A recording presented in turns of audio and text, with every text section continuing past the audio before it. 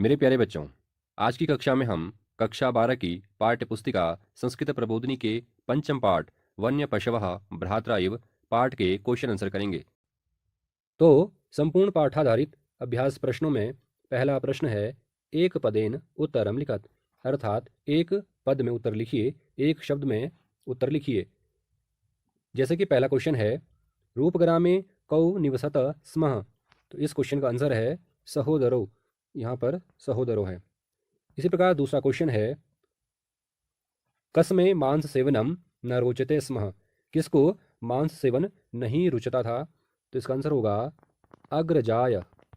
अग्रजाय। इसमें तीसरा क्वेश्चन है, कस्य आश्रय सर्वदा कष्टकरः, कस्य आश्रय सर्वदा कष्टकरः। इस क्वेश्चन का हिंदी मीनिंग है, किसका आश्रय हमेशा कष्टकर होता है, कष्टदायी होता है, तो इसका आंसर है अन्याश्रयः। अन्याश्रयः। अन्याश्रयः। कस्य करुण क्रंदनम अनुजस्य हृदयम द्रावयति स्म, अर्थात किसके करुण रोदन ने, करुण ध्वनि ने छोटे भाई के हृदय को पिघला दिया। उत्तर है मृगशिशोः। मृगशिशोः। पांचवा प्रश्न है, अग्रजस्य प्रस्तावम कह अंगीकृतवान, इसका उत्तर होगा अनुजः, अर्थात छोटे भाई ने। दूसरा प्रश्न है, कह किम उक्तवान इति लिखत, किसने किससे कहा, यह हमें लिखना है। वाक्य दिए हुए हैं और हमें यह बताना है कि यह वाक्य किसने किससे कहा। जैसा कि पहला वाक्य है, मृगया अस्माकम कुलवृत्ति ही, यह किसने किससे कहा, तो छोटे भाई ने बड़े भाई से कहा, इसलिए लिखा है अनुजः अग्रजम। दूसरा वाक्य है, अन्याश्रयः सर्वदा कष्टकरः, यह बड़े भाई ने स्वयं से कहा, तो लिखेंगे अग्रजः चिंतनम। अग्रजः चिंतनम, अर्थात उन्होंने आत्मचिंतन किया। अगला वाक्य है, भ्रातः इतः परम अहम कदापि मांस भक्षणम न करिष्यामि, यह किसने किससे कहा, बड़े भाई ने छोटे भाई से कहा, तो लिखेंगे अग्रजः अनुजम। अग्रजः अनुजम।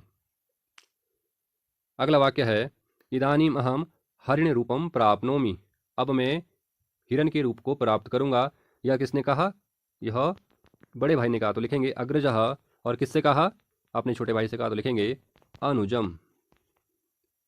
अग्रजः अनुजम।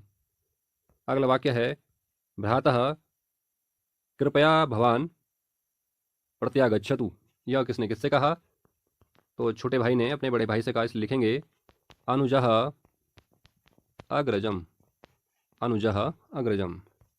इसमें अंतिम वाक्य है, भ्रातः इतः परम अहम मनुष्य रूपम धर्तुम न इच्छामि, यह किसने किससे कहा, तो बड़े भाई ने छोटे भाई से कहा, इसलिए लिखेंगे अग्रजः अनुजम। अग्रजः अनुजम। तीसरा क्वेश्चन है, पूर्ण वाक्येन उत्तरम लिखत, पूरे वाक्य में उत्तर लिखना है। तो पहला प्रश्न है, उभौ सहोदरो किम कुरुतः स्मः, दोनों भाई क्या करते थे। तो पहले क्वेश्चन का आंसर होगा ज्येष्ठः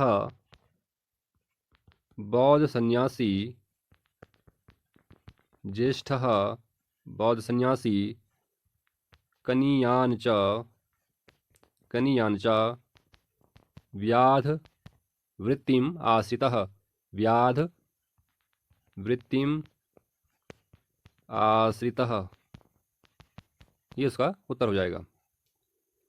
अगला क्वेश्चन है, अनुजः किम करोति स्म, अनुजः मांसेन गृहपोषणम करोति स्म, मांस के माध्यम से मांस ला करके घर का भरण पोषण करता था। अगला क्वेश्चन है, अहम कदापि मांस भक्षणम न करिष्यामि इति अग्रजः किमर्थम उक्तवान, क्योंकि इसका आंसर लिखेंगे यतो ही, अर्थात क्योंकि अग्रजः मांसम खादितवान, यतो ही अग्रजः मांसम खादितवान, क्योंकि जैसे ही बड़े भाई ने मांस खाया, इसके बाद लिखेंगे तस्य उदरे महांतम तापम अभवत, महानतम तापम अभवत। तो जैसे ही बड़े भाई ने मांस खाया उनके पेट में अत्यधिक पीड़ा होने लगी। यह इसका आंसर हो जाएगा। अगला क्वेश्चन है, अनुजस्य हृदय किम द्रावयति स्म। छोटे भाई का दिल क्यों पिघल गया? तो इसका आंसर होगा मृगशिशोः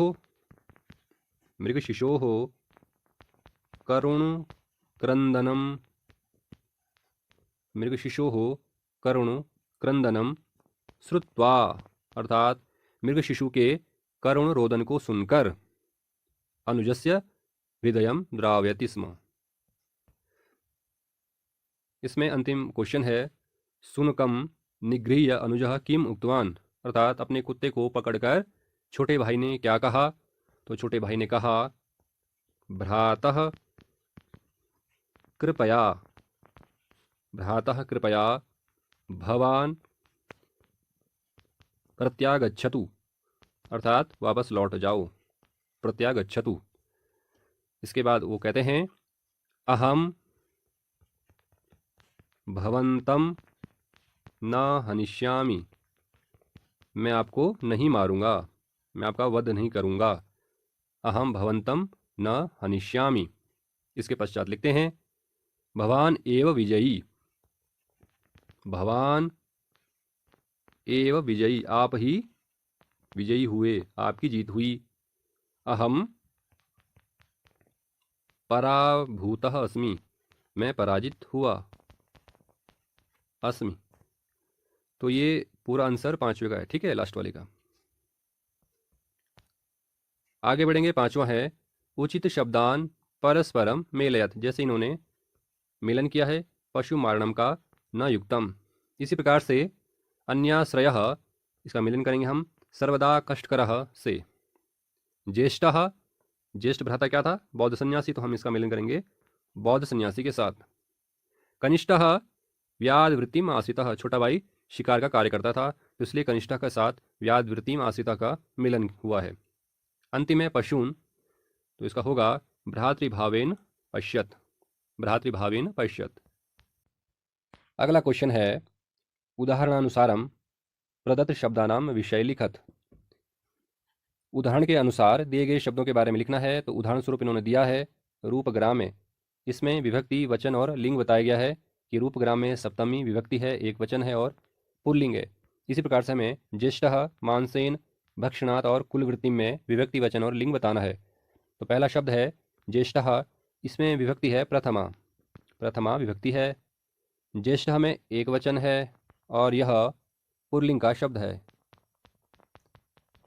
इसी प्रकार से अगला शब्द है मानसेन, मानसेन शब्द में विभक्ति है तृतीया, वचन है एक वचन और लिंग है नपुंसकलिंग, नपुंसकलिंग, ठीक है। अगला शब्द है भक्षणात्, भक्षणात् में विभक्ति है पंचमी, इसमें भी एक वचन है और लिंग है नपुंसकलिंग, नपुंसकलिंग। अंतिम शब्द है कुलवृत्तिम, इसमें है द्वितीया, एक वचन है और स्त्रीलिंग है। तो इस प्रकार से आज की कक्षा पूर्ण हुई।